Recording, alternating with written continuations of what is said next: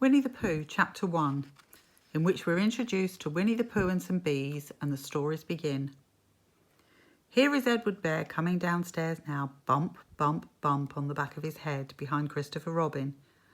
It is, as far as he knows, the only way of coming downstairs, but sometimes he feels that there really is another way, if only he could stop bumping for a moment and think of it. And then he feels that perhaps there isn't. Anyhow, here he is at the bottom and ready to be introduced to you, Winnie the Pooh. When I first heard his name, I said, just as you're going to say, but I thought he was a boy. So did I, said Christopher Robin. Then you can't call him Winnie. I don't. But you said, he's Winnie the Pooh. Don't you know what the means?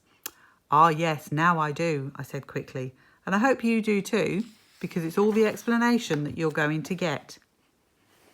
Sometimes Winnie the Pooh likes a game of some sort when he comes downstairs, and sometimes he likes to sit quietly in the front of the fire and listen to a story.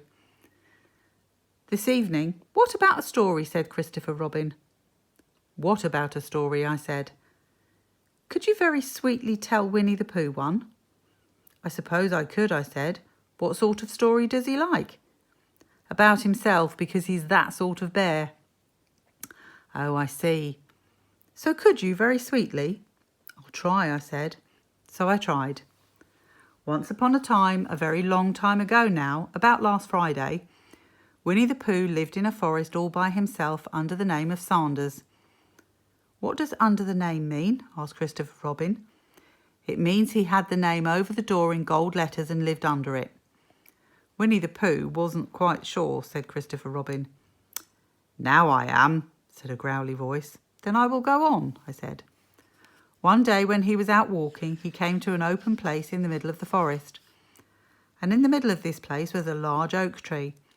And from the top of the tree there came a loud buzzing noise. Winnie the Pooh sat down at the foot of the tree, put his head between his paws and began to think. First of all, he said to himself, that buzzing noise means something. You don't get a buzzing noise like that, just buzzing and buzzing without its meaning something. If there's a buzzing noise, somebody's making a buzzing noise. And the only reason for making a buzzing noise that I know is because you're a bee. Then he thought another long time and said, the only reason for being a bee that I know is for making honey. And then he got up and said, and the only reason for making honey so as I can eat it. So he began to climb the tree. He climbed and he climbed and he climbed, and as he climbed he sang a little song to himself. It went like this. Isn't it funny how a bear likes honey? Buzz, buzz, buzz. I wonder why he does. Then he climbed a little further and a little further, and then just a little further. By that time he thought of another song. It's a very funny thought that if bears were bees, they'd build their nests at the bottom of the trees. And that being so, if the bees were bears, we shouldn't have to climb up all these stairs. He was getting rather tired by this time, so that is why he sang a complaining song. He was nearly there now, and if he just stood on that branch, crack! Oh, help, said Pooh, as he dropped 10 foot onto the branch below him. If only I hadn't, he said, as he bounced 20 foot on the next branch. You see, what I meant to do, he explained as he turned head over heels and crashed onto another branch 30 feet below. What I meant to do, of course it was rather, he admitted as he slithered very quickly through the next 6 branches. It's all comes, I suppose, he decided as he said goodbye to the last branch, spun round 3 times and flew gracefully into a gorse bush. It all comes of liking honey so much, oh help. He crawled out of the gorse bush, brushed the prickles from his nose and began to think again. And the first person he thought of was Christopher Robin. Was that me? Said Christopher Robin in an awed voice, hardly daring to believe it. That was you.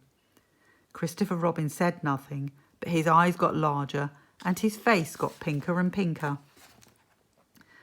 So Winnie the Pooh went round to his friend Christopher Robin, who lived behind a green door in another part of the forest. "Good morning, Christopher Robin," he said. "Good morning, Winnie the Pooh," said you. "I wonder if you've got such a thing as a balloon about you." "A balloon?" "Yes, I just said to myself coming along, I wonder if Christopher Robin has such a thing as a balloon about him. I just said it to myself, thinking of balloons and wondering." "What do you want a balloon for?" you said. Winnie the Pooh looked round to see that nobody was listening, put his paw to his mouth and said in a deep whisper, "Honey." "But you don't get honey with balloons." "I do," said Pooh. Well, it just happened that you had been to a party the day before at the house of your friend Piglet, and you had had balloons at the party. You'd had a big green balloon, and one of Rabbit's relations had a big blue one, and you had left it behind, being really too young to go to the party at all, and so you had brought the green one and the blue one home with you. "Which one would you like?" you asked Pooh. He put his head between his paws and thought very carefully. "It's like this," he said. "When you go after honey with a balloon, the great thing is not to let the bees know you're coming. Now, if you have a green balloon, they might think you were part of the tree and not notice you. And if you have a blue balloon, they might think you were only part of the sky and not notice you. And the question is, which is most likely?" "Wouldn't they notice you underneath the balloon?" you asked. "They might, or they might not," said Winnie the Pooh. "You never can tell with bees." He thought for a moment and said, "I shall try to look like a small black cloud. That will deceive them." "Then you'd better have the blue balloon," you said. And so it was decided.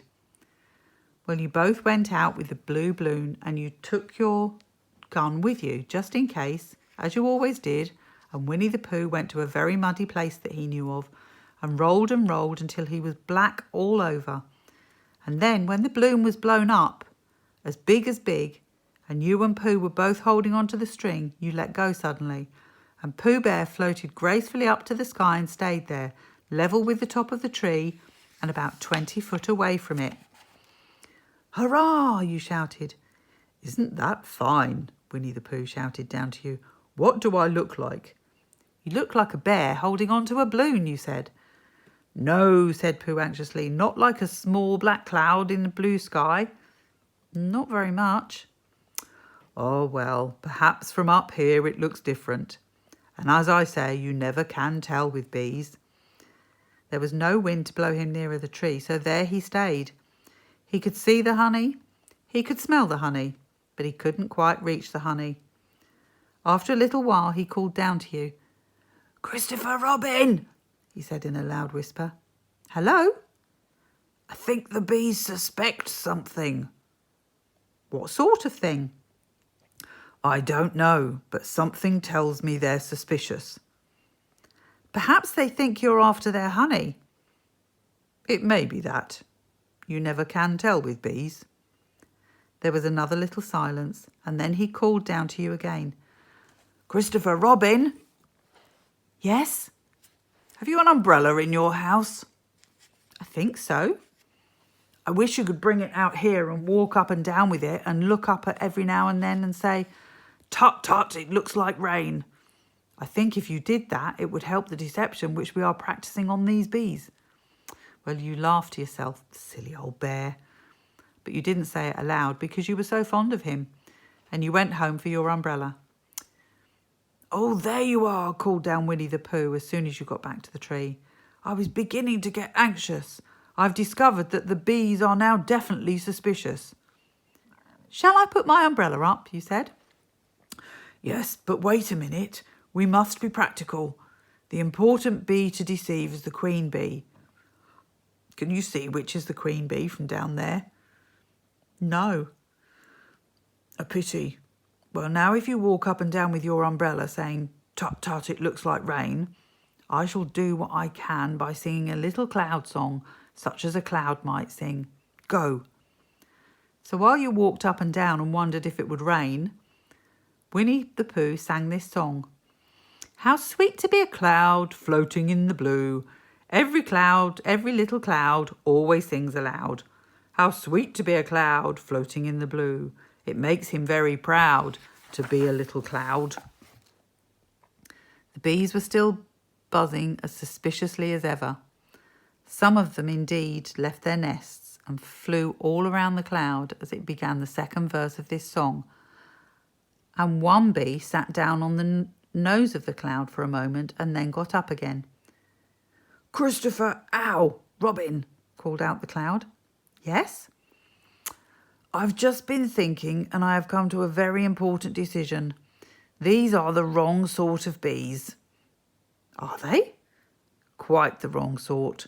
So I should think they would make the wrong sort of honey, shouldn't you?" "Would they?" "Yes, so I think I shall come down."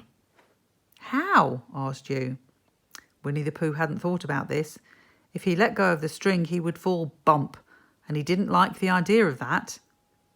So he thought for a long time, then he said, "Christopher Robin, you must shoot the balloon with your gun. Have you got your gun?" "Of course I have," you said. "But if I do that, it will spoil the balloon," you said. "But if you don't," said Pooh, "I shall have to let go, and that would spoil me." When he put it like this, you saw how it was, and you aimed very carefully at the balloon and fired.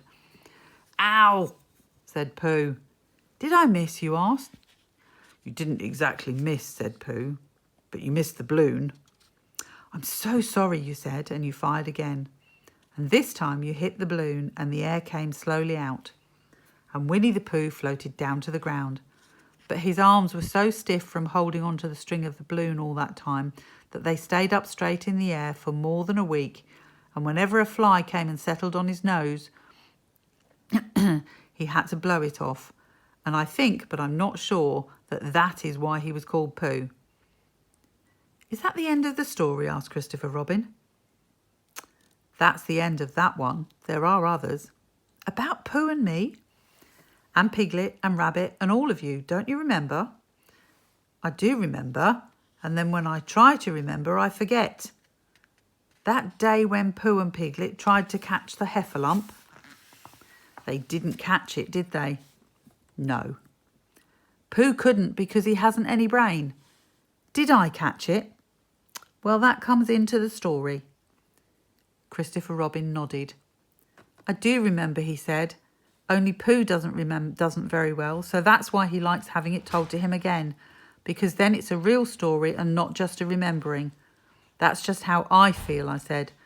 Christopher Robin gave a deep sigh, picked his bear up by the leg and walked off to the door, trailing Pooh behind him. At the door he turned and said, "Coming to see me have my bath?" "I might," I said. "It didn't hurt him when I shot him, did it?" "Not a bit." He nodded and went out, and in a moment I heard Winnie the Pooh, bump, bump, bump, going up the stairs behind him.